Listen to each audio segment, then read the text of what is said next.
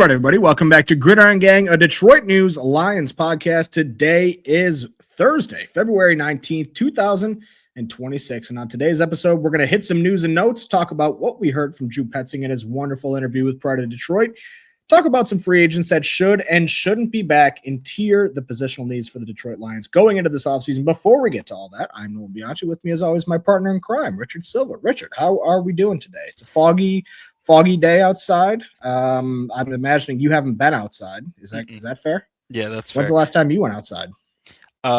Yesterday. For longer than to go to your car. Other reasons than to go to your car. I went to my car and drove to PetSmart to get food for my cat. Outside of that, supermarket run a couple days ago, maybe. You gotta be out there throwing the football. Look, you tell me. You tell me, and I'll be there. Tell me. I'll be there. All right, we're going to have some serious football discussions on today's episode. We promise. If you haven't already, please do us a favor. Just rate, review, subscribe to the podcast. It really helps us grow. We really appreciate it. We're going to kick off the show with some news and notes. Just jump right into it here. Rod Wood, team president and CEO, plans to retire before the 2026 season. That announcement coming just minutes before we hopped on the horn here. He will stay with the team through the search process, which will be headed by a search firm called Russell Reynolds Associates. Bang! Thank you. That's my dog right there. What kind of president do you think they're going to hire? I think this is an interesting time for the line. I think Rod Wood kind of had a tumultuous tenure in Detroit. He steps in, and during the GM search that ends up being Bob Quinn. A few years later, they hire Matt Patricia. Things were really not good at all. I would say Rod Wood was definitely not Detroit's favorite son. But then he and Sheila Hamp knocked it out of the park in 2021 with their hire of Dan Campbell and Brad Holmes. I just wrote their record down in front of me. I think it's something like 48, 36-1 with a pair of division titles, pair of playoff wins, a run to the NFC Championship, all that stuff. So an interesting tenure for him. Rod, good luck to you in the next chapter of your career. But I'm curious, Rich, if you think that they'll go football side for this hire, because I feel like they intentionally did not hire a football person when they hired Rod Wood, and now they have quality, competent people, football people in place. That's exactly what I was going to say, that they already didn't do it in 2015, right? That he was hired into that role. And what was it? He said at a press conference, this predates me and you as well, but you were in Detroit. But what did he say? He was like, hey, disclaimer, I don't know football. Is essentially what he said, right? At his press conference. Which was used against him over and over and over again, fair or not. But yeah. So they already did that, and that was when they didn't have Brad Holmes, and I know Dan Campbell's the head coach, but he's still part of that brain trust. Those two, Mike Disner, the COO, that is involved in some of the football operations. I would imagine that they're going to hire somebody that's more focused on the business side rather than the football side. And I think Disner is an interesting choice. They clearly like him. I think that they've done some good things with their cap under him. They've been very proactive in signing new contracts. They've been doing a good job, especially for the top of market guys like Sewell, St. Brown, Goff, guys that you can fight with them all day long, but you know what they're going to get. And you know that waiting only hurts you. And they've been very proactive about that. And whether that's a Brad Holmes thing or a Mike Disner thing, I'm not really sure, but I do know that Mike Disner interviewed for the fake job opening that the Atlanta Falcons had when they created a new position to hire Matt Ryan. So I don't see any reason why he wouldn't be in the mix to get this job. Right, 100%. I think it would be a promotion, but like we said earlier, it would have to be, that's more of a guy that he would probably, because I think he's involved in some of the football operations now, it would be adding some also the business side stuff to his plate, which maybe he's interested in. I don't know. And I would say under Wood, it's hard to know what a team president does, right? You can assign things to the GM, you can assign things to the ownership, but that middleman is kind of tough to parse what his role is or how much credit he deserves for one thing or another. And over the last couple of years, since Dan Campbell and Brad Holmes have been here, I think it's been a little bit of highs and lows. I think the one main detraction that people would have against his tenure is that he was kind of the face of these season ticket price increases. And, you and I talked at owners meetings last year when we talked to him, and we kind of came up with the impression that he was a little tone deaf when he talked about the season tickets and the fans who are being priced out and all things like that. On the other hand, I think he and the ownership group, or whatever role he plays in that, have done a good job of kind of taking the organizational side of things seriously since Dan Campbell and Brad Holmes have arrived. Over the last couple of years, they've invested a ton in the facility at Allen Park, aside from just keeping it there in the first place, because there were multiple years where it sounded like it was a foregone conclusion that they were eventually going to be moving out of their headquarters in Allen Park. I believe it was summer of 2022. They announced this big partnership with Meyer.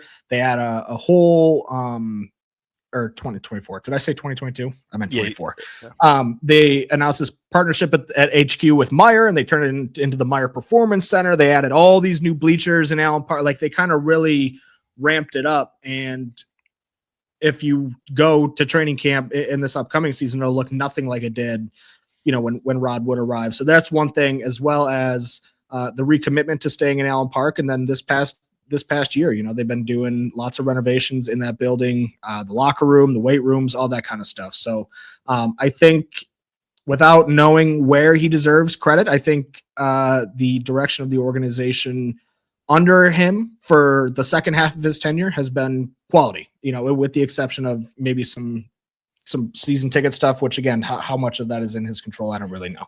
Right. And even I think the image of the team as well. And again, I don't know how much to credit him in that aspect, because winning cures all. Like, the Lions look better now because they've made the playoffs twice and made an NFC championship run, and they're viewed as, one of these teams that are perennial contenders for however long. But I think, if nothing else, whether he deserves credit for it or not, the image of the Lions is better today than it was in 2015. So he left it better than he found it.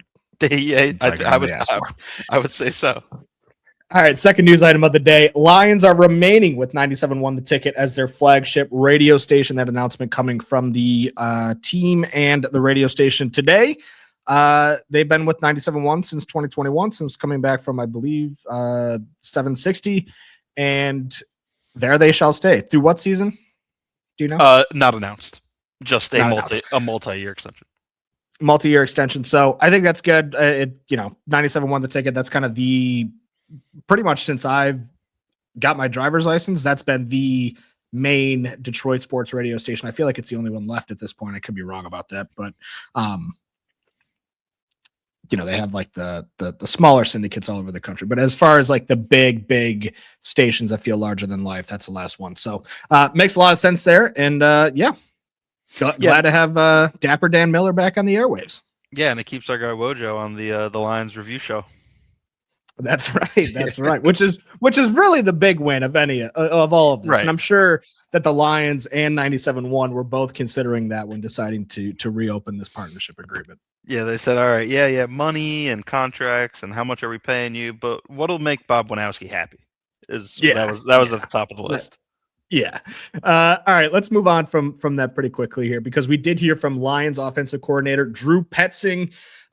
Really, really impressive interview from our guys over at Pride of Detroit. I thought they asked some great questions, some non-cookie cutter questions that really gave us a lot of info about what Petzing looks to do here. But what stood out to you when you listened to that interview?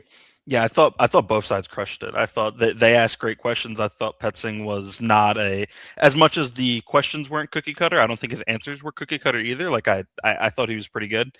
I think the number one thing that stuck out to me was that, I feel like every offensive coordinator says this when they get hired. It's, what is a Drew Petzing? What is a Nolan Bianchi? What does a Richard Silva offense look like? And they say, it doesn't exist. It's malleable. It's whoever my personnel is, that dictates what the type of offense I run. And everyone kind of says that, and then it's like, sure, but not everyone truly means it when they say it. And I think even with him, I think Cardinals fans would poke some holes in that, where it's like, well, you took like 5'10" Kyler Murray and put him under center a lot. Regardless, he gave two examples that I thought were like good examples to demonstrate that. He said one, because when he was in Minnesota and Cleveland before he got to Arizona, he was around like wide zone scheme, like running game, more outside runs, so to speak, around like Kevin Stefanski and those types of people.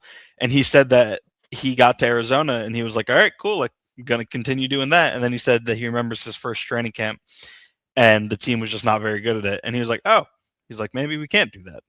So they became, they were more like gap and zone schemes and things like that, more, I guess, downhill. So that was one example. And then the second example that he said was last year when everyone got hurt, they truly became a pass first team with Jacoby Brissett as the quarterback, because that was the only chance they had. Didn't work out great, but that was, I guess, a pivot from the type of offense they were in 23 and 24. Well, and I think the Jacoby Brissett stint in Arizona is notable because it provides the proof of concept that he can work with a guy who is more of a pocket passer. And then he even said on that thing, he's like, no offense to Jacoby, but I'm fired up to be working with Jared Goff, because the talent level between Jacoby Brissett and Jared Goff is seismic. And he literally was like, there's levels to this. It's like what he is. And correct me if I'm wrong, but their passing game kind of took an uptick when Brissett kind of took over for them this year. Is that correct? Yeah, it wasn't like they weren't like amazing, but they were like they weren't a disaster, but it also wasn't great. I'm gonna completely butcher this quote. I shouldn't even say it. I'm not even gonna say it because I'm gonna mess it up, and I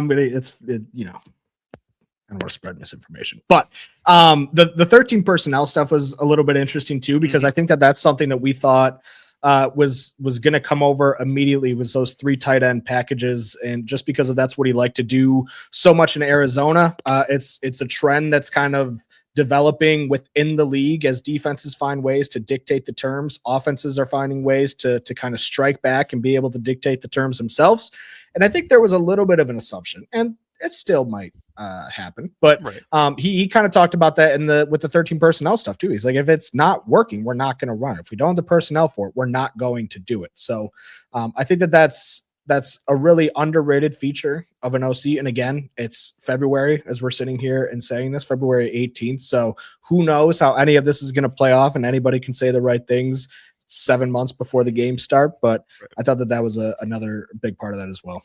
Their approach in free agency will tell me at least what their plan is, because I don't think they have like the horses to run 13 personnel right now. First of all, I think like on the roster, you might, I don't have it in front of me, but I think you have like 2 or 3 tight ends like for next season on the roster. I think you only have 2. I'm pretty sure Laporta and Wright.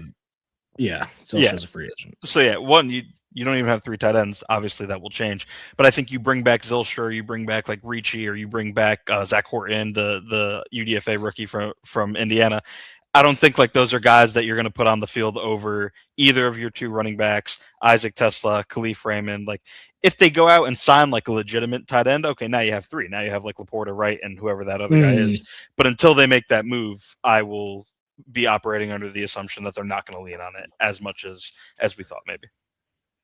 Yeah, and I like Brock Wright a lot as a blocking tight end, but he's just not dynamic enough to probably give you the full aspect of what you thought there. Also, I started laughing as you were talking there because you brought up Giovanni Ricci, and I just will never forget when they signed Giovanni Ricci, and I think it was Hayden Rucci was the guy's name in the same day, and somebody was asked Giovanni Ricci, like what'd you see when you signed him, and Dan Campbell was like, yeah, we got the Ricci brothers in here today, and then one of them got cut before the end of the day, so it was the story didn't happen. Like 3 hours later.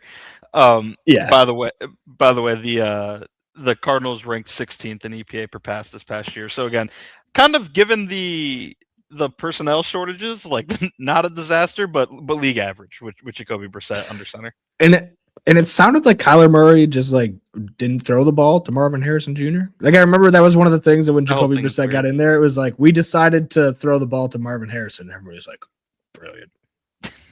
Right. I'm curious if Kyler ends up sticking there as their quarterback. I don't know. I think the Jets make sense. I think maybe even like the Vikings make sense if they're not bought in on JJ. But anyway, not a Cardinals podcast.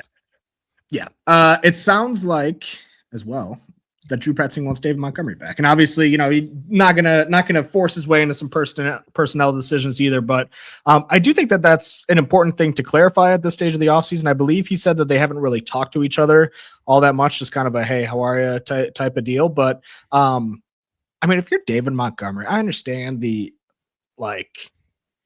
frustration of last year and not wanting to deal with that again because you're getting older in your career and you only have so many good years left. And so I do understand that. But at the same time, part of me feels like he probably won't go somewhere and be like running back one, at least not in a place that like I think not a isn't great immediately trying to replace him. Yeah.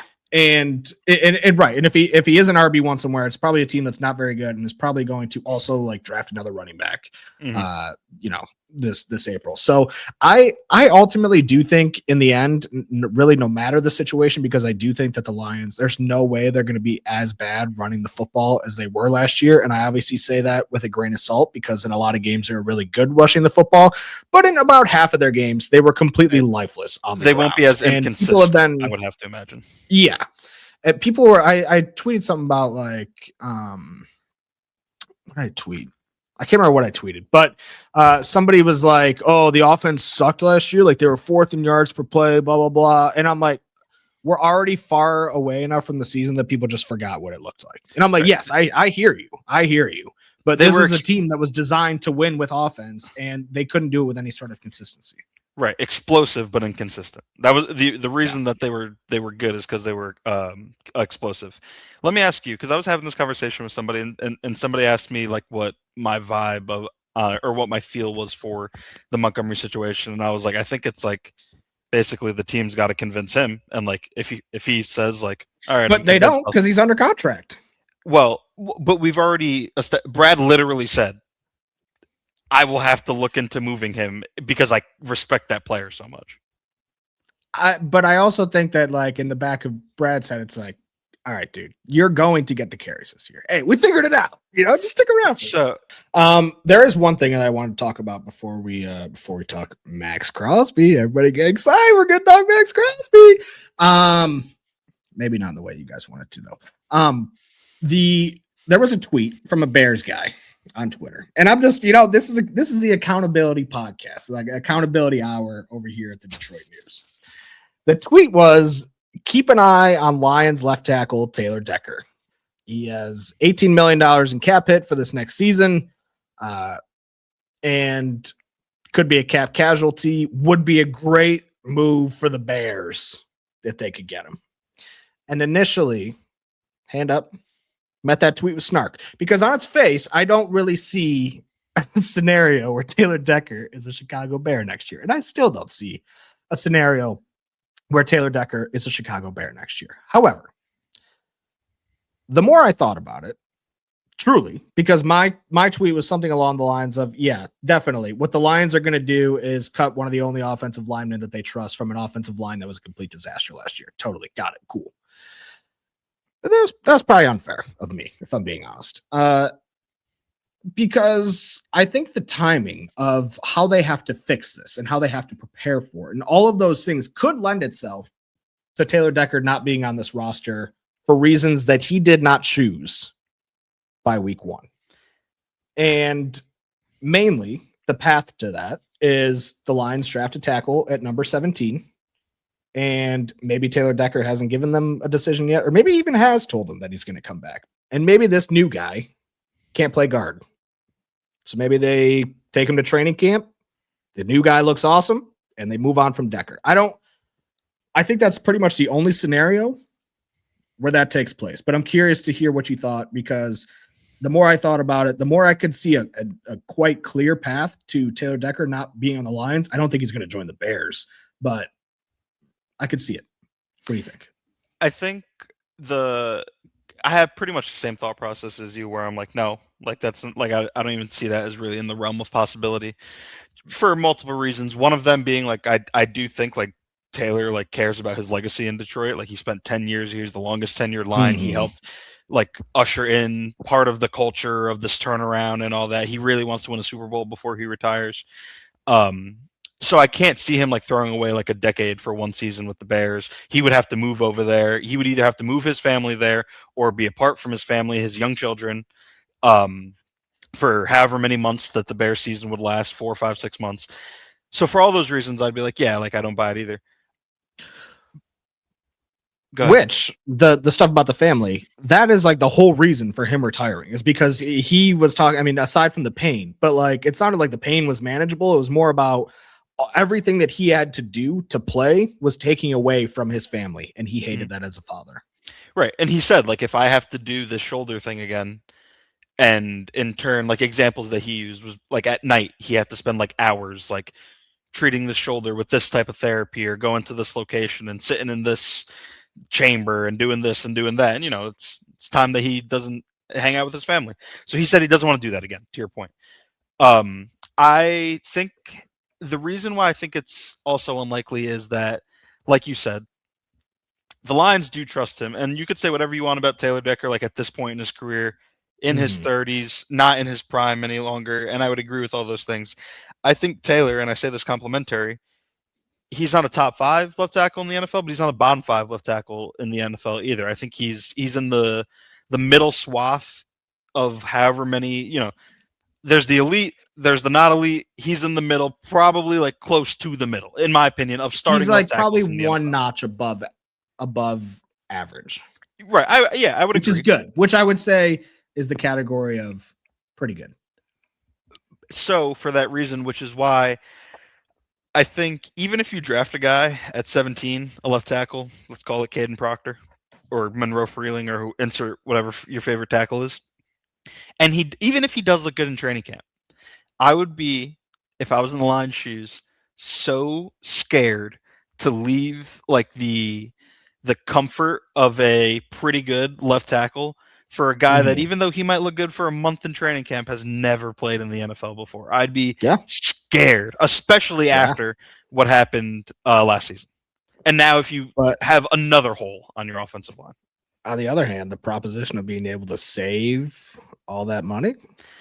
I will say, though, that if you wait until training camp, you don't get to spend that money unless there's a center that's still hanging. But I still think that like they're fine right now. Like I'm thinking more like cash that they can then roll over into 2027 and 28. Sure. Yeah. At this point. Sure. Because I think that that's still something like those years are still problems in ways that we haven't fully kind of addressed yet. And you know, it's hard to address because you don't know who's going to be on the rock. You don't know who's going to get cut before we even get there. You don't, you know, so a lot of things can happen, but you do kind of need to start planning for those years right now and having cap space in those years right now. So I don't really know that I view not being able to spend that money this year as all that much of a detriment. I would almost count it as a bonus. It's like found money, you know? Yeah, like it's like finding $20 in your jeans after they come out of the dryer. Right. I mean, I think I don't know. You probably never experienced that because you grew up in the age of debit cards, but it's a pretty cool feeling. Right. I don't know. Yeah, I just think, and I think you agree with me that I know we're both on the same page. Like in all likelihood, if he does not retire, I think he is the starting left tackle for the Lions next season. But I will say I wonder what the conversation would be is, let's say they tell him, Taylor, we don't want to rush you, but based on what happened with Frank last year, we would like your answer by March 5th. That's 6 days before, or 4 days before the legal tampering period opens for free agency. But March 5th, Taylor, please, we would like your decision. What if Taylor approaches them and says, I'm like 95% in or 90% in?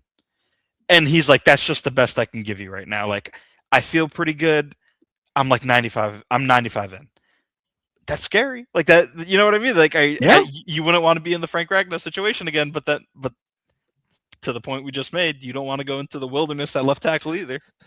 I think I would be thinking about this a whole lot differently if the whole Frank thing did not happen last offseason. Yeah. Like, because I mean, that could in theory happen again, but the fact that he retired in June is really the only thing that completely demolished this team. Because if he would have done that, like now, like they could have figured that out in so many ways. And I know that they said like, oh, he was, you know, told us he was in communication with us saying that he was considering this, blah, blah, blah. But I still think there was a good amount of surprise when he made that announcement generally. Well, they knew, I think they knew it was probably thought that he was, but I think they probably thought that he was coming back. Yeah, and I think they knew it was a possibility, but they thought he was coming back. And even so, and it's kind of the same thing with Taylor, is it's like, even if, let's say Frank told them, and I'm just making up numbers, Frank told them 70% in, 60% in, I can't really like plan to replace you. This, maybe you could future proof center and like add like a young guy, but I can't like get like a starter because I have Frank Ragnar. Well, you know what I mean? I still have this guy. Yep. I still have this all pro center on my roster. Like, I can't just get another center and it's like, oh, you'll play if Frank retires. Why would that guy do that? And then why am I going to waste money on that position if Frank doesn't retire? Yeah. Do you feel that way about left tackle? Like, say Taylor Decker said, you know what, I'm feeling healthy enough to give it one more year. Are you worried about taking it? Like, does that even cross your mind? I think paying for a tackle, I would be nervous, but I think drafting a tackle as high as 17, I would not be nervous, because in the worst case scenario for that tackle, he just doesn't play and he redshirts year one, which guys do. Like, that happens sometimes. He can't play guard, he can't play tackle. Fine. Taylor said ideally he wants to play one more year. So okay, like he plays one more year. And then this guy slides in next year. Yeah. And ultimately, a lot of the guys who will probably be available at 17, that's kind of like a sweet spot for like guys who aren't bona fide studs, but guys who are still very good. And in the case of a lot of these guys, they're really young. Like Caleb Lomu, the guy from Utah who I picked in my first mock draft, like he is, I think, just turned 21 or something like that. But he redshirted in 2023 and then was a starter his next 2 years and was like, all right, I'm out of here. Like, I'm a first round pick. See you later. So, but he's a guy who I think is still maybe a little bit raw. So I think that kind of actually opens up your possibilities a little bit at the draft in terms of what you can afford to gamble on. And I'm not saying go out and get like another developmental guy, but like if it's a guy who is going to be pretty good in year one, but maybe that's the ceiling, versus a guy who's going to be meh in year one, but has a sky high ceiling. I think you can kind of weigh those things differently if you know that Decker's coming back. And ideally, like whoever this guy is, hypothetically, would be able to kick inside, which a lot of these tackles coming out of college seem to be able to do. I don't think there's a single tackle. Like there's probably like 3 tackle prospects that I can remember covering in the last 3 years where there wasn't some disclaimer about like scouts think that he's going to be a guard at the next level. Right. I think best case scenario for this offensive line is Taylor decides to come back for one more season. So now left and right tackle, don't worry about it. Right guard, don't worry about it. Tate is there. I think sign a center, whoever that is, that you can afford and land, whether it be Linderbaum, McGovern, Cade Mays, trade for a guy, whatever. You fix center, and then if you use that first round pick to draft the tackle, none of the guys in that range played guard in college. Like Proctor never did, Freeling never did, Lomu never did. But I love Freeling, by the way. I just want to put that on the record. Freeling is my pick for the Lions on February 18th, 2000. Technically, I made this prediction to Rich 2 days ago, so I'm going to give myself the credit of making that pick on February 16th, 2026. Anyways, continue. I think best case scenario is you, like I said, fix center, and then that guy that you drafted, even though he didn't play guard in college, you try it out, and it's him versus Mahogany fighting for the left guard spot. I think that's like best case scenario. I think you feel good in that scenario about 4 of your 5 offensive linemen, and then you have 2 guys that you feel okay about, assuming you feel pretty good about a guy you take in the first round, that you feel okay about duking it out for one spot. And Miles Frazier. Like, I don't want to overstate his potential because he was a day 3 pick last year, but played fine when they threw him out there. And it was after him missing all of his rookie training camp, rehabbing from an ACL, and then he practiced for like 2-3 weeks, and they were like, all right, get out there. So, right. Yeah. He's all right as well. Let's talk about Max Crosby right after this word from our sponsors. Oh, it's called a teaser. For 44 years, Varsity Ford in Ann Arbor has been more than just a dealership. We're a family, proudly serving yours. As one of the top volume Ford dealers in the world, we're proof that when you treat people right, they come back, generation after generation. And now we make it easier than ever with complimentary pickup and delivery for both sales and service. So you can buy or service your Ford without leaving home. Varsity Ford, driven by family, built on tradition. Segment 2 here at the Gridiron Gang podcast. Nolan Bianchi, Richard Silva. Do us a favor. Press that like, rate, review button. Really helps us grow. And subscribe. When you wake up on Thursday mornings, there'll be a new episode waiting for you in your inbox. Richard, you wrote a story because the Max Crosby speculation is rampant for what feels like the fourth offseason in a row. Jay Glazer reported during Super Bowl week that Max Crosby has made a declaration to the Raiders that he will never play a game for them again after they encouraged him to sit out some of the games at the end of the season when he was healthy, but the team was probably trying to secure that number one pick. I don't know that we're allowed to say that it explicitly was that, but that seems to be the general thought process. He has not, addressed any of or I think he actually has said the opposite. He said, people are speaking for me, Yes. they don't speak for me, all those other things. So again, take all of this with a grain of salt, but we are in Max Crosby watch this summer. The more that each year that passes feels like it's less likely that the Lions will make this move because they have more and more cap commitments. However, you wrote a nice little article about it. Not little article. You wrote a nice article about it. Why don't you tell us what you found, what you looked at, and what your conclusion was about the Lions potentially landing Max Crosby? Well, I think I just tried to do my best to in good faith argue for and against it, put both as best as I can, the best case scenario for landing him and basically the worst case scenario, why would potentially be a bad idea. But before that, I wanted to establish what we think it would take, and nothing is an apples to apples, 1-to-1 comparison, but it's pretty close. We don't have to look back that far, obviously, for the last superstar pass rusher who got traded, Micah Parsons, last year. It was 2 first-round picks, 26 and 27, from the Packers, and Kenny Clark going to the Cowboys. Reporting has suggested that the Raiders are going to want the same package, basically, 2 first-round picks and an impact player. I don't buy that. You know what I would tell the Raiders?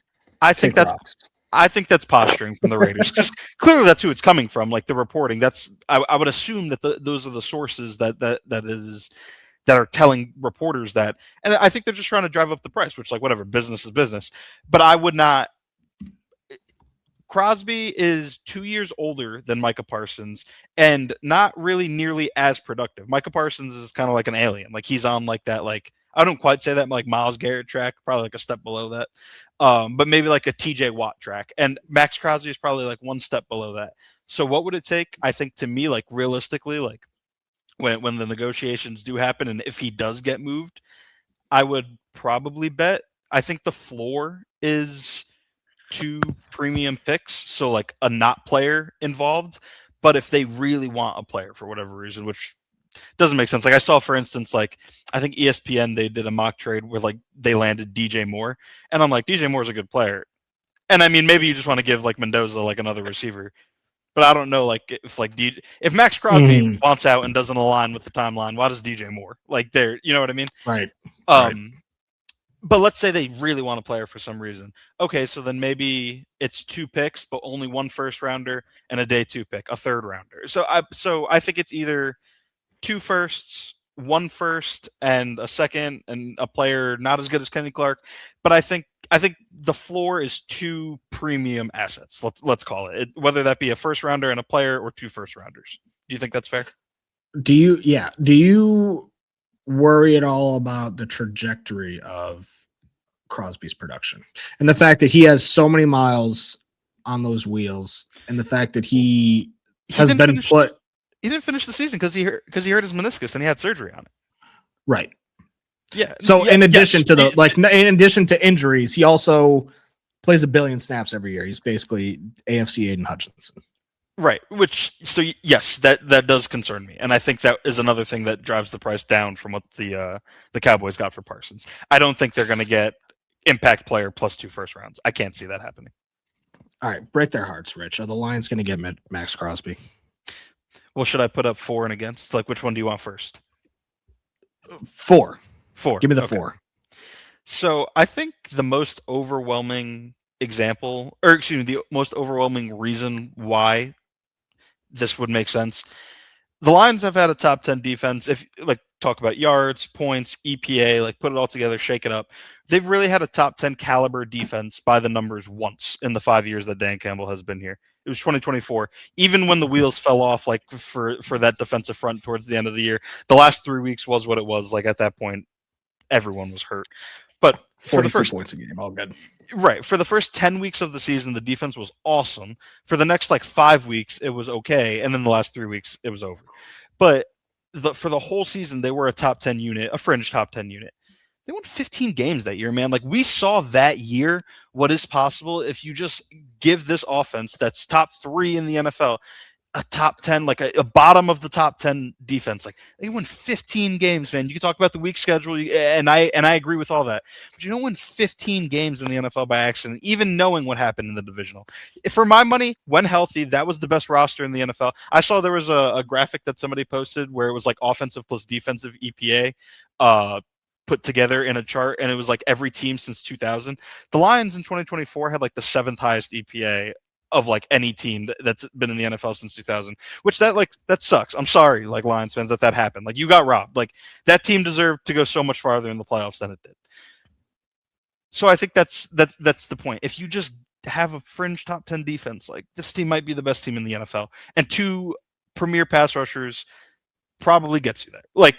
Assuming that Crosby, I would have a hard time believing that it doesn't, because I think that's the thing is you're not going to be able to give Aiden Hutchinson the Aiden Hutchinson treatment if Max Crosby's over there, and then heaven forbid, now all of a sudden Ali McNeil's cooking on the interior.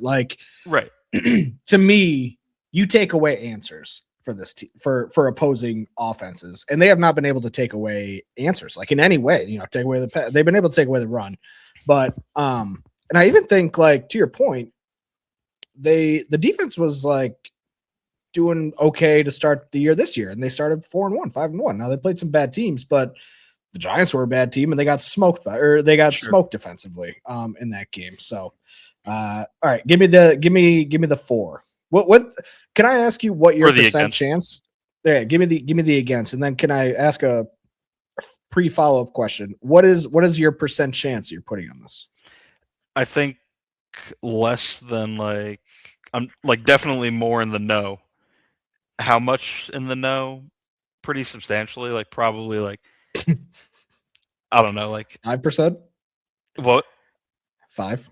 Yeah, I would say 5. Yeah, that'd probably be the number that I would give. I hate to say that out loud, but I'm sure that people ultimately want to know what the odds are, and I just don't think it's very likely.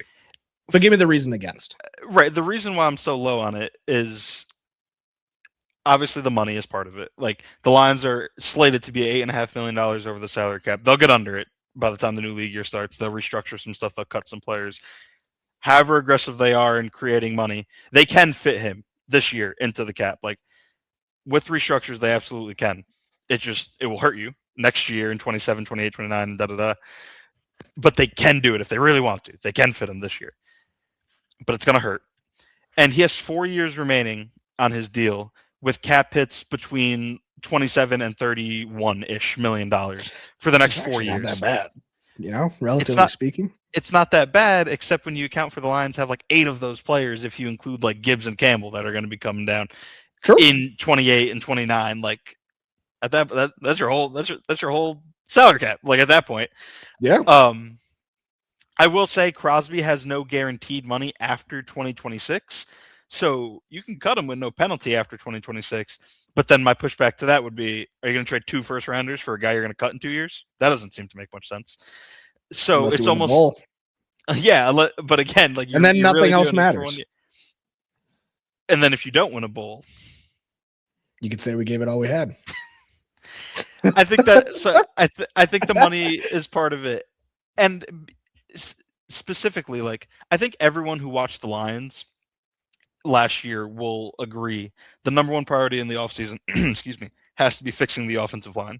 So let's say you can land Tyler Linderbaum. Let's just say you can land him. Would you rather trade 2 first-round picks and get Max Crosby, or just sign Tyler Linderbaum? I don't know. I think I probably would just rather sign Tyler Linderbaum, if I'm being honest, because of the 2 first-round picks. Yeah. You don't have to give up draft capital for Linderbaum. And it's if trading for Crosby makes it that you have to go to a tier 3 center in free agency, is it worth it? Maybe. I'll hear that argument. I okay, if you believe that, that's fine. But I think it's a genuine concern. So my pushback to that is that 28 million for Max Crosby is a way better value than 20 million for Tyler Linderbaum. That deal for Tyler Linderbaum, like whatever he's going to get, it's going to be over 20 million, and whatever he gets, it's going to be expensive, like relative to his position. Whereas Crosby's kind of in a place where if he's making 30 million, let's just round it out nice and even. And then Parsons got 46, I think 48, something like that, somewhere between 46 and 48. But he roughly has 66% of the salary of the best pass rusher in the game. And in any given year, he can be one of the best 8 pass rushers in the game, but just best defensive ends in the game in general. And I think that also matters, like the fact that you would technically be getting good value on him relative to what the other top guys are getting paid. He would be $30 million would rank 8th currently in the NFL in terms of average annual value, which that is good. I think he's better. Nailed it. Yeah, I think he's better than the 8th best pass rusher in the NFL. I will add, because like I think if the Lions made this move, they would either have the best pass rush in the NFL or the only other pass rush duo. The only other team that would have a leg to stand on would be Houston with Hunter and Will Anderson. And the difference is that Will Anderson is still on his rookie deal. Like, I honestly don't know, like, if it would be unprecedented to pay like 2 like top 8 pass rushers. I don't know. I have no idea. But I don't recall a time where 2 top 8 guys at pass rusher are on the same team. Yeah, I feel like if there's any position that you're going to do that in, it's either tackle or defensive end. Or pass rusher. Yeah. Like if you're gonna right, yeah, if you're 100%, if you're gonna do it at a spot, it would be there. Not interior pass rusher. No. But yeah, all right. We are going to move on here. This is gonna be a long episode. We are going to quickly. I the Lions free. Should we rank the positional needs first? I think we should rank the positional needs first because we're gonna do this. We're also gonna do five guys the Lions could move off of in free agency. 5 guys the Lions should get back in free agency. Which do you think we should do the positional needs first? Sure. And we can kind of not cruise through this, but we did post a story at DetroitNews.com. So go check that out. We got lots of analysis in there. Lots of analysis coming up next week. Combine. We're going to be churning it out all week long. We're going to hear from Drew Petzing, Kelvin Shepard, Dan Campbell, Brad Holmes, all of your favorite Lions employees. So be sure to check in at DetroitNews.com and see what we're producing over there. Ranking the positional needs. So I wrote this story, and we broke it up into 3 tiers. 1 is requires immediate attention. 2 is requires future proofing, but no immediate need. Tier 3 is sitting pretty. So I've got 5 positions in tier 1, 3 in tier 2, and 3 in tier 3. Starting in tier 1 of needs immediate attention, we have interior offensive line, offensive tackle, defensive end, cornerback, and linebacker. Now, ultimately, I kind of stack these to be weighted pretty much the same importance. I didn't number them within the tiers.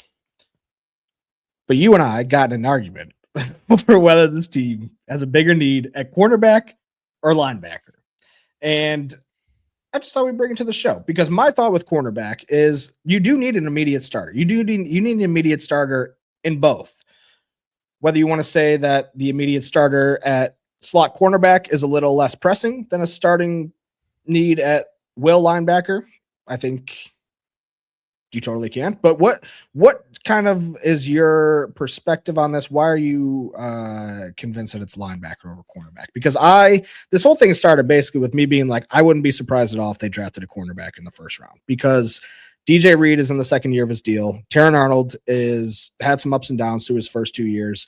Amik Robertson is probably walking out the door. Ennis Rakestraw can't stay healthy. And then Rocky Scene is a veteran. He's another guy we'll mention later. I wanted to add, and free agent.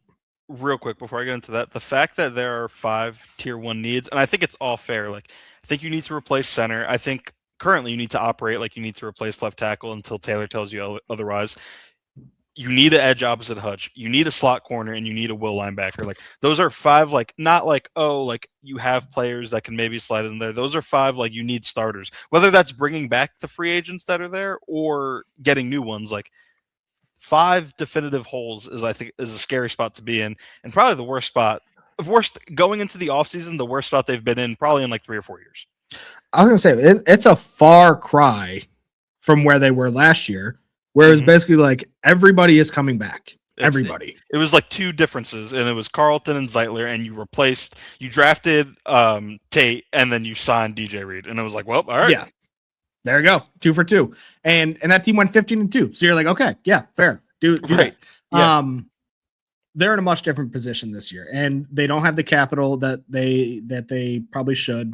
They traded 2 third-round picks in last year's draft, and have just generally been a trade-up happy team. So I'm interested to see kind of how they do this. But what are you kind of thinking as far as linebacker goes? Is this a more important need than corner?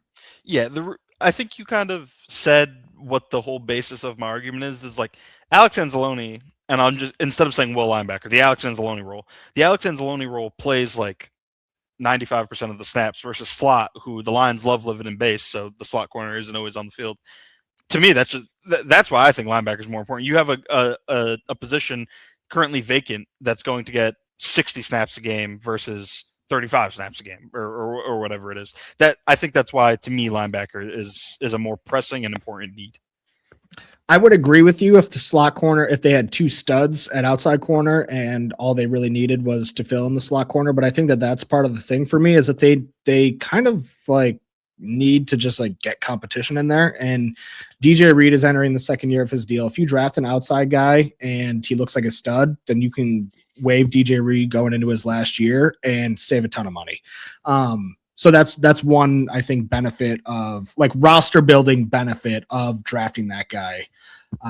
Obviously we don't know what Ennis Rakestraw is going to look like next year. I think it's safe to, at this point, kind of just like not forget about him, but just when you're talking about player acquisition, just pretend he doesn't exist, because that's the nature of going through your first 2 years in the NFL, completely sidelined by injury. But I think that's the big thing for me, is they don't just need the slot cornerback. They also could probably use an upgrade based on the play of last season, which, again, you want to talk scheme, I think that's completely fine.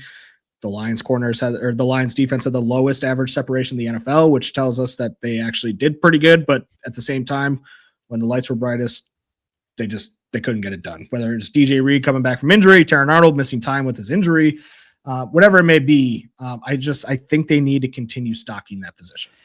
My pushback to that would be, we hear all the time, best player wins. If you're not, it doesn't matter if you make $1 or $100 million, like the best guy is going to be on the field. And I do believe that to a point, and especially later in the season, I believe that. Case in point, Amik Robertson last year getting benched for Rock Ya-Sin towards the end of the year. It wasn't a full benching, but Rock was the starting corner by the end of the year.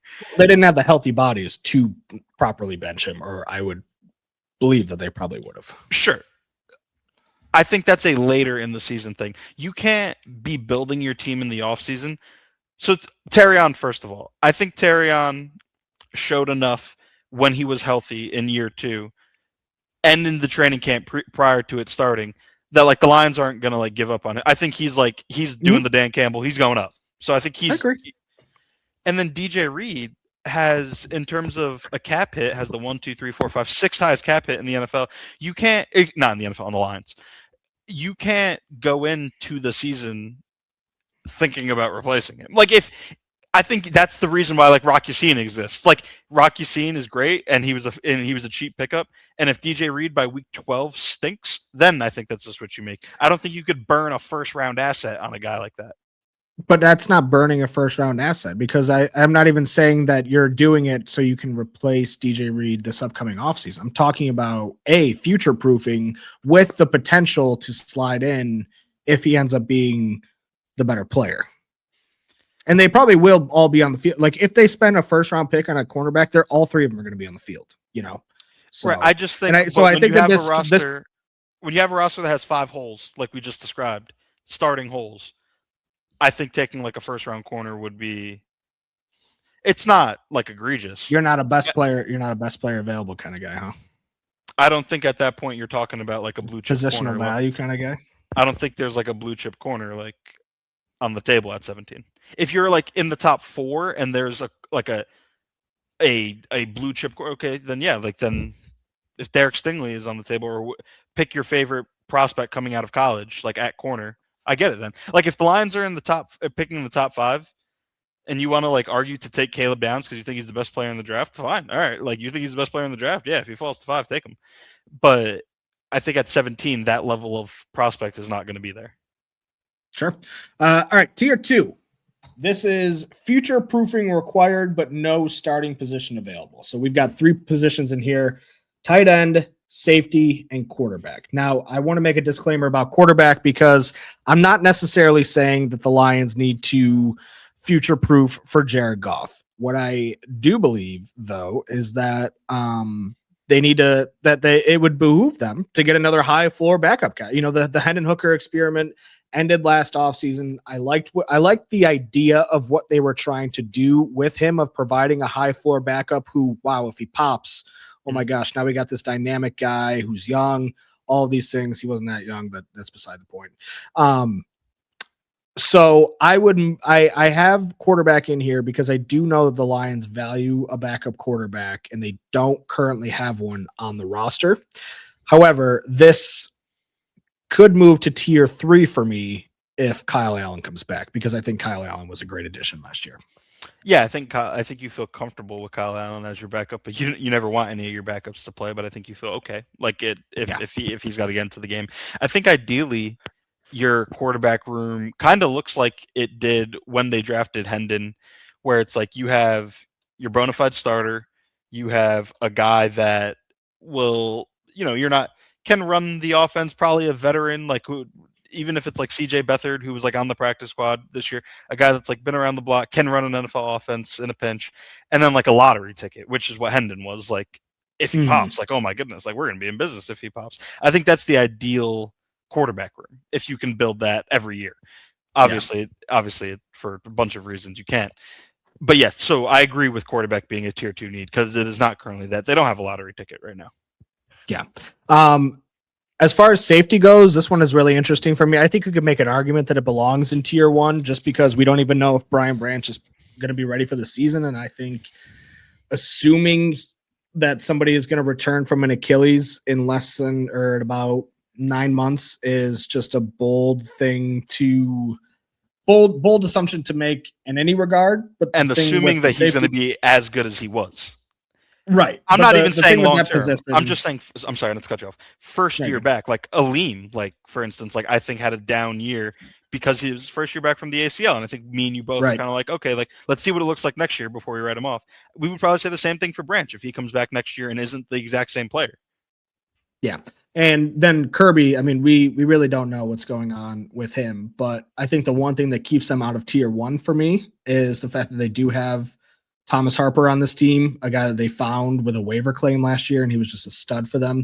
So I think that's a big part of it for me, but they're pretty close to being in tier 1, especially given the fact that both of their starting safeties are dealing with this. And what's crazy is that this time a year ago, I think you probably felt the best about your safety position out of any other position on the field. So you got that. And then as far as tight end goes, you got Sam Laporta, but we kind of touched on this earlier in the episode. You're going to need to get more guys in there to ideally be able to run that 13 personnel that Drew Petzing is looking to bring over from Arizona. So, but they do have guys. They do have Brock Wright, who I think they'll probably, they'll try to future proof this position. It would not surprise me if they took a tight end in this year's draft, but we'll see. And the back injury with Laporta is a little concerning too. So I agree. And I think it's a pretty deep tight end class, just given of like who's invited to the combine. Like, I think it's a pretty like heavy tight end presence. I think you could probably find one even into day 3 that like you feel comfortable putting on the field. Yeah. Tier 3, this is sitting pretty. We've got defensive tackle, wide receiver, and running back. These, all these positions, defensive tackle is a little bit kind of up in the air because they might not. They do have a couple pending free agents who played big roles last year, but as far as we're expecting Levi Onwuzurike to be back, Ali McNeil will be back, Tyleik Williams will obviously be back, and I think that as long as you can bring back one of those free agents, I think you're feeling pretty good going into the off season. 100%. Or going into next season. I think you probably like if the Lions didn't sign a free agent wide receiver or running back, like I wouldn't be surprised. Maybe wide receiver, like I expect them to either like bring Khalif back or like backfill that spot with like another player. But if they didn't sign a wide receiver or running back, I wouldn't be surprised at all. If they didn't sign another DT, I would be surprised. Like I think, like you said, it's either got to be Roy Lopez, DJ Reader, or mystery door number 3. Like that's out there right now. Yeah. Also on this list, oops, sorry, I lost my place here. Wide receiver. No more wide receivers. No more resources on wide receivers. Done. You're done. You're not allowed anymore. And then we have running back, who the Lions, or position the Lions could, in theory, add to, depending on the outcome of the David Montgomery situation this offseason. But I would not expect them to, based on their current roster construction. And again, if we are to assume that David Montgomery is not on this team next year, then that's a completely different situation. 100%. So there we are with the positional needs. And we are going to finish up. I got a couple guys here. A couple free agents I think the Lions should say goodbye to, and a couple guys who I think the Lions should bring back. And we usually, when we do these things, we usually we put everything in the same prep sheet, but I put this in a separate prep sheet because I wanted to keep you guessing of what I was going to say. Okay. So here we go. Let's do it. All right, we're going to start with the Lions, who could use a fresh start. So this is both team perspective, player perspective, just, time for these guys to go their separate ways. Number 1, linebacker Alex Anzalone. You could feel the rift developing pretty much last summer, and he was very public with what he wanted in terms of contract, and I don't think that is a problem in and of itself, but just a lot of like snarkiness in when discussing it, just I guess generally speaking. And then on Twitter, he's kind of been acting a little wild. He put the Lions social media team tweeted out a video of on Valentine's Day, and it said like, "Oh, breakups suck, but these don't." And it was just a bunch of past breakups, right? And Alex Anzalone quote tweets it, and he's like, "Wow, I had a career high 9 pass deflections, and not a single one of them appeared in this video, but other pending free agents appeared. So I'm not sure what's up with that." And then everybody was like, "Chill out, dude. You're worried about the wrong things." And he was like, "Oh my gosh, you guys, I'm just joking. I've always had beef with our social media team," and then deleted the tweet. And that was kind of the final straw for me. I just think both parties, again, I get and if they can get him back on a good contract, like nice $7 million a year, I don't think he's going to take less money than Derek Barnes.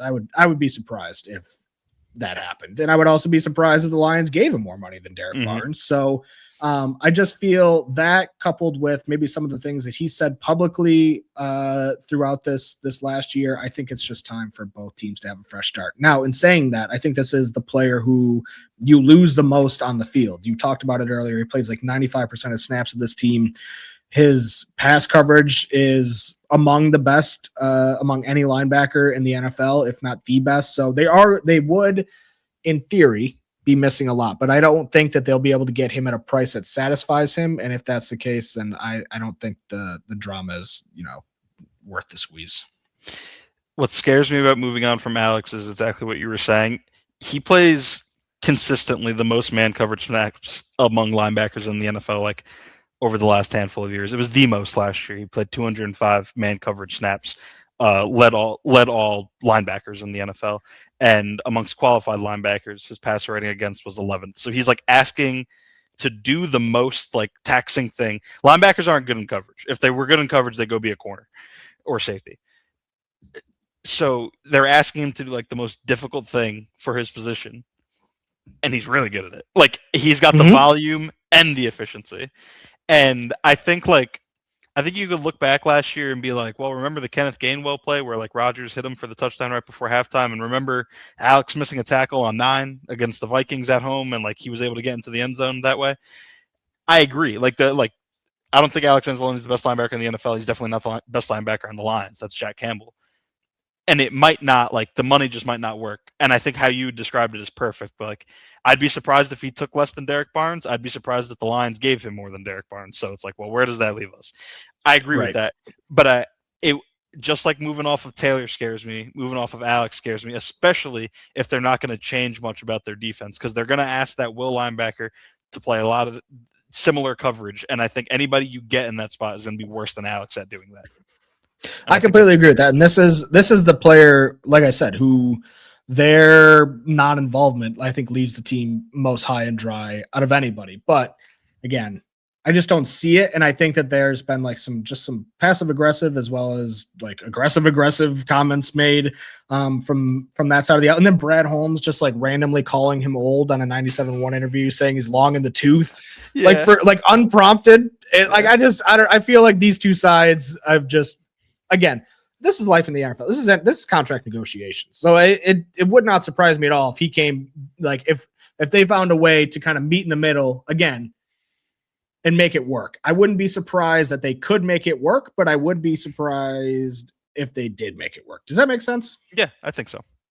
Up next, we have defensive tackle DJ Reader. A little bit of a similar thing. I think he played quite well last year, but he's getting up there in age. And however, towards the end of the season, when frustrations were running high, he got in some fight with some Twitter beef with some fans. And I think anytime that like and again, I don't want to speak for DJ Reader here, but when you kind of go through these like long seasons and it's like you're just not feeling, the fans aren't being very nice, you're not being very nice to them. Like I feel like it's just time to go in a different direction. And of course, especially given the pay that he's probably going to want, he might retire too. Like that's something to consider as well. I think he's definitely declined a little bit this year. But he was also asked to do a lot more because Aleem McNeil wasn't out there and his starting partner was a rookie. So I'm not sure where that leaves him on that front, but I do think the combination of just the interactions with fans, I think is probably going to drive him away in some capacity. It has to, even if it's subconscious. I think it like just seeking a fresh start. And then on the other hand, from the Lions perspective, are they going to want to pay him as much money as he's probably going to want? Which I don't think it's going to be like insane money, but I think it'll probably be like $5 to $7 million. And his role is naturally going to be diminished because last year Aleem missed the first half of the year, and it was like, okay, fine, like he not that he plays like a 3-tech like Aleem, but like interior defensive line snaps. And then on the back half of the year, we saw like Tyleek start to lose some snaps before they ended up doing like Aleem on the edge stuff and then trying to get everybody on the field. But last year, like there was still like a clear role for Reader. I think because Tyleek is entering year 2 as a first round pick and because Aleem is healthy now, like I think you want those guys on the field as much as possible. And like you said, if whatever Reader will command in free agency, $5, $6, $7 million, I don't know if I don't know if the value is there to pay that amount of money for the DT3 role on this team next year. Yep. Next up, by the way, I think I said I have 5 players for each category. I have 4 players for each category. Up next for players who could use parting of ways, defensive end Marcus Davenport. I think that this was appropriate last season. However, when they did re-sign him on a 1-year, very cheap deal, I was like, okay, well, I'm fine with that because he's there. You're not asking him to be your starting defensive end opposite Aiden Hutchinson. And then they immediately cut Zadarius Smith after that. And then I was like, all right, I'm all the way out on this plan. And then to the surprise of absolutely nobody, it did not work out. He missed some time with injury, and when he was on the field, he was just a non-factor. Yeah, I think this is the most, I don't know if obvious is the right word, but the most clear, like, yeah, like it is probably time to move on. And to your point, I did agree that like, oh yeah, Marcus Davenport on basically a league minimum deal. Like, again, like I said, with a lottery ticket at quarterback, kind of a lottery ticket. Like if he's healthy, great. Like if he's not, okay. Like it's okay. It's a minimum deal. Mm-hmm. You probably have a starter. And Al-Quadin Muhammad had more like pass rush snaps because he like played in more like pass rush situations, but Marcus Davenport was their starting defensive end too. When he was healthy, he played 55% of defensive snaps because he was, in their eyes, and it is true, a better run defender than Al-Quadin Muhammad. Like he was DE2, and that wasn't great. He his body broke down, and again, it's a shame and it's unfortunate, but yeah, I don't think you could run that back again, unfortunately. Even if you want to sell it as a depth thing, I think it's just you gotta, for him too. Like he kind of drew the ire of some fans, like as he was going through some injury stuff, which is always kind of a bummer for the player. Nobody wants to be hurt, but for our purposes and what we're talking about, I think they could use a parting of ways. my final impending free agent who could use a fresh start. It's Amik Robertson. He did not have a good season last year. He was okay in 2024 at time, good at times, but just was not the same player this year, and was kind of at the forefront of the secondary's collapse in the second half of the year. So I think he kind of brings exactly what you want from a mentality perspective, but unfortunately for the team, I don't think you're going to be able to overlook the play that he has had over the last couple of years. I don't think it would be like a terrible idea. He can't play outside. Like we saw that this past year. Like you should not rely on him to play outside for you. I think if you brought him back on an affordable contract and then have him and Ennis duke it out for slot again, that's okay. Like cool, I could be on board with that. But it all goes back to the price. Like I don't know after the season that he had last year, I don't know what his price is going to be. If it's like, I don't know, if it's $3-4 million, like I'm in. All right, and then him and Ennis are going at 3 times league minimum.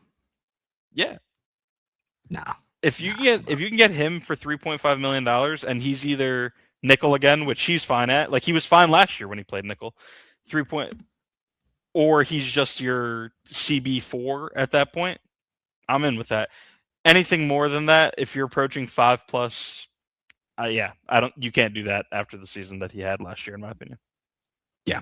All right. 4 free agents the Lions should bring back. Now, this list excludes Jake Bates, who's an exclusive rights free agent and will be back for sure. First up, we got defensive tackle Roy Lopez. All right. I know we just said they're got a lot of depth on that defensive line, but Roy Lopez is like, I don't want to compare their play styles. I was going to say he's like younger DJ Reader. They're really not that similar, but a very versatile guy, a guy who could start like and maybe after the season he also might see a little uptick in the price tag this offseason. But if they can bring him back at a rate that they got him at last year, which is like that $4 or $5 million range, I think that would absolutely be a steal because he was really one of the under the radar guys last year. And I think to have one of those vicious fronts that we talked about, right after the Super Bowl, you do want to be able to rotate guys. You want to be able to have guys who can come in and affect the game like Roy Lopez did at so many points as a rotational player last year. That's exactly it. Where what I was saying about DJ Reader, where I don't know the type of money that he's going to command, and I don't know how much you should spend on your third defensive tackle who's going to play like 39-40% of your snaps. But if you can get him for like under $6 million or something, I think it would make sense. Because I think he's still getting better too. So like there's the chance that I think if you re-sign DJ Reader, there's a pretty good chance that his play is going to decline from last year just by the nature of his age. But Roy Lopez, I think you can make the argument that you're investing in his development going forward. So I think that's part of that as well. I buy that.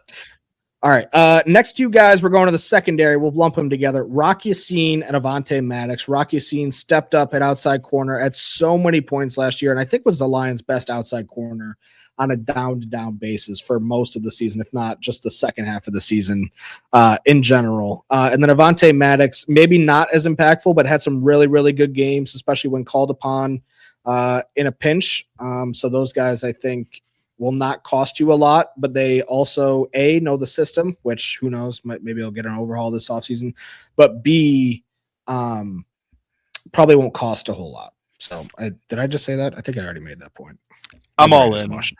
I'm all in on bringing Rock Yassin back. I think he was their best signing last year, and I don't want to say they can't afford to let him go because like they're not going to win. They're not going to lose the Super Bowl because they didn't re-sign Rock Yassin. There would be a lot of other reasons before you got to that, but the value that he provided for them last year was like amazing. I agree that he was their best outside corner. I think he was awesome. Like, and even early in the season, like it wasn't just like the last 3 weeks. Like in Philly, like I think is where he kind of like started to like take off.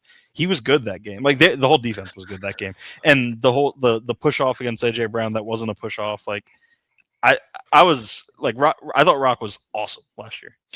He got called for 2 penalties that were very questionable, that if they would not have been penalties, would have been unbelievable massive stops. The one being AJ Brown. The other one came right before half against Kansas City. I believe it was third down. Travis or It was Patrick after the Mahomes St. just Brown kind of drop. yeah, and Patrick Mahomes just throws it up to Travis Kelce down the sideline, like right near the goal line. And I remember it being a ticky-tack call. I don't know. I honestly, off the top of my head, maybe I'd have to go back and look at it. But I remember it being like kind of questionable of just like, these are two guys fighting, you know? Mhm. And that would have been a huge play. So like his two worst plays of the season were like arguably not his fault. And if they wouldn't have gotten the flags, it would have just been like another feather in his cap because they were great plays that he just wasn't rewarded for. 100%. Rock was, I don't want to say amazing, borderline amazing, given his price tag. Yeah. Last up, I mentioned him already on this episode. We've got quarterback Kyle Allen. He showed up to training camp last year. I think we didn't really expect much from him. If I'm being completely honest, I figured he'd be a guy who gets cut on roster cut down day, maybe stays depending on whether, you know, Hendon has shown growth, but maybe hasn't shown to be, you know, that guy quite yet. But I figured he would be quarterback 3. I did not expect him to be the backup this season. I did expect Hendon to be a little bit better, but I don't even think he became the backup strictly by way of Hendon Hooker not playing well. Like I think he went out and just like completely rocked in training camp in preseason. And obviously we didn't get to see his value in a real game or how it would look in the regular season. But I think just based on what we saw from him over the summer, and then the fact that like really all season, you just felt okay about like if Jared Goff, I mean, actually, let me back this up. If Jared Goff gets hurt, everything's doomed. However, Jared Goff gets hurt for a game, I think I fully trust Kyle Allen to get in there. My thought of watching Kyle Allen enter the game in like a tie game in the third quarter, I'd be like, watch this. I think he's going to do something. So that was just where my confidence was at with Kyle Allen after the training camp and preseason that he had. And he obviously has all the starting experience to boot. And you know, I think being in a place that has a lot of good offensive minds like that, he's the type of guy who can come in and surprise you. Like he can win 3 out of 4 in a pinch or something like that. You know, he had a perfect passer rating twice in the preseason, the second week and the No, fourth week. Yeah. I believe it. Yeah. I believe it. He completed 80% of his passes for 400 yards and 5 touchdowns in the preseason. That was after him and Hendon having a terrible Hall of Fame game. Yeah, because he was not good in that game. He got the first starts, and it was like, uh-oh. And between him and Hendon, it was like really nerve-wracking. Yeah. And he kind of just took over after I remember he came back that next practice because he was good in training camp before that too. It was kind of surprised that he was that bad, but then we've talked too long about this subject already. So, but yeah. Yes. Cool. All right, we're going to finish up today's episode with keep 4, cut 4. I'm going to be giving 4. All right, we're going to finish the show today with keep 4, cut 4, everybody's favorite game here over the Gridiron Gang podcast. I am going to pick a topic and give Rich 8 subjects, and he has to decide whether to keep or cut them. Now, I did give him a little sneak peek at the topic today because I felt like it would behoove him and the podcast and everybody if he did a little research on what would make a good 4-man bobsled team, because that is what we are doing today. We are doing which Lions would make the best 4-man bobsled team. Now, in your research, Mr. Silva, what did you find makes a good bobsled team? What are the qualities that you're going to be looking for through this exercise? You got to have a good combination of size and speed because you need to generate as much power as you can at the top when you're running before you jump into it. Kind of like a bowling ball, like, you know what I mean? Like I could throw a 2-pound bowling ball really hard, but you need to find the right mix. Like maybe the 12-pound bowling ball gives you more bang for your buck. You did a really good job just now of making everybody believe that you didn't just read the AI overview. So that was good. The bowling ball thing, that was good. That was good original. Thank you. All right, so we're gonna keep 4, cut 4, and we're starting with a big man, Ali McNeil, defensive tackle, Detroit Lions. I'm gonna cut Aleem, though he is like light on his feet. Like probably does have like in terms of big guys, probably one of the fastest on the team, I would bet. But I'm gonna cut Aleem to start off. So can I, before your hands on the chess piece still. We can say that. Okay. Are you taking into consideration that more weight going downhill on ice is probably good? Yeah, but I think I could perhaps find like I don't know if you give me Panay. Like I think Panay is faster than Aleem and is similar. He's not as heavy, but similar. Okay. Up next, we have Amon-Ra St. Brown, wide receiver. I'm put Amon-Ra in there for a couple reasons. One, I would like to have a mixture of smaller players, bigger players. So, and also I think you need some. I don't know. He's got some quiet bobsled leadership about him, and also I don't know. I just feel like if I'm building a 4-man team of anything, I would like Amon-Ra St. Brown on the team. I just think he's probably good at a lot of different things. Argument. That's a fair argument. All right. Up next, we have an offensive lineman, Graham Glasgow. I'm gonna cut Graham for similar reasons that I cut Aleem. Okay. Not a terrible athlete. I think Aleem is a better athlete. So if I cut Aleem, I'm gonna cut Graham. Okay. Up next, we have Detroit Lions quarterback Jared Goff. Okay, I figured you were gonna give me Jared. I'm keeping the captain. I'm keeping the quarterback. He's gonna Nice. he's gonna call the shots. Somebody's got to captain the sled. Exactly. All right. Up next, we have Jack Campbell. This is a good combination of size and speed. This is probably like outside of linemen. And part of me wishes I did keep Aleem, but at that I would have to cut the remaining 3 if I kept Aleem. So I'm pretty happy with what I'm doing right now with St. Brown, Goff, and Campbell kept, and then McNeil and Glasgow cut. But we'll see what you give me here on these final 3. Okay. Brian Branch. I'm going to cut Branch. I think I just need a little bit more muscle. And if I'm being honest with you right now, I'm holding out for Panay, and I think he's the last name you're going to give me. He's a little light on his feet. Or a little light in general for the sled. Correct. I'm holding out for Panay. I think you're going to give me Panay. So unless you give me Panay here, I'm cutting whoever this name is. Unless maybe not Hutch. I don't know. I'm giving you Jameson Williams, the fastest man alive. Yeah, I'm gonna cut JMO. What about that initial run? He's all about sprint. You literally start with a sprint. Yeah, but for the past 2 off seasons, JMO's told us he wants to gain weight. Like I need the combination. Sure. Good. Great job not taking the bait, because last up here we have Penei Sewell. I'm a man of honor. I could have easily pulled this from the lineup, but I chose not to. So you're going to keep him, I assume? Yeah, absolutely. You have to? Yeah, my four keeps is St. Brown, Jared Goff, Jack Campbell, Penei Sewell, and my cuts are Aleem McNeil, Graham Glasgow, Brian Branch, and Jameson Williams. I think I knocked it out. I think I got 100%. I'm not going to lie. I think you did too. The only thing that I'm a little worried about is Jared Goff. I feel like he's strictly there for the intangibles. And in a sport where every millisecond counts, I don't know that he belongs in there over maybe some of the other size and speed guys that we were talking about. Now, I'll be honest. I don't know if bobsleds go up, right? They just go down. That's what I thought going in. They just go down, yeah. So I don't love that combination of speed and power and size for Jared Goff, but I get why you had the intangibles there. You know, you gotta have somebody who's going to keep the boys together, and Jared Goff will do that. Exactly, he's running the show.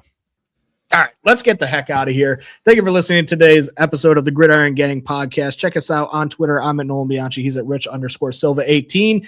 And like I said at the top of the show, be sure to be locked into DetroitNews.com all week next week. You're going to hear from your new offensive coordinator, well, that's the only new coordinator they have. You're going to hear from your offense coordinator, your head coach, your defensive coordinator, all those things. So be sure to keep checking back at the website, because we're going to be pumping out content all week long. Richard, do you have anything to say to the people before we tell them goodbye? No, just ditto everything that you said. Be safe. Be kind. It's a good message. Thank you. See you back here next week. Same time, same place.